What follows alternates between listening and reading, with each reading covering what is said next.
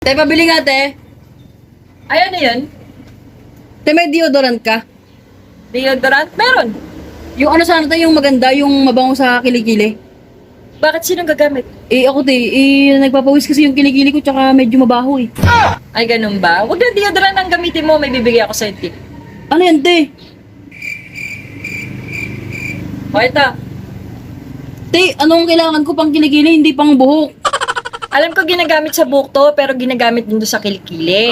Paano yan, te? Ang gagawin mo dito, kalahati neto.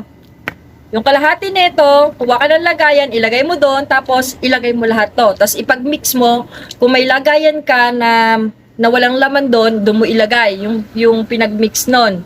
Tapos ilagay mo sa kilikili mo. Wag lahat konti lang. Para Effective ba yan, te?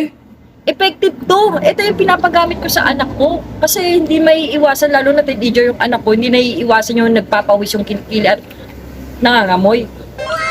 Magkano yan, te?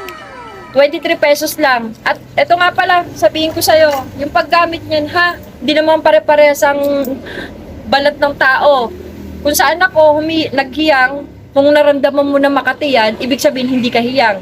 Hihinto mo, ha? Sige, te. O, sige. Subukan ko, te, ha? Para hindi nangangamoy yung kilikili mo.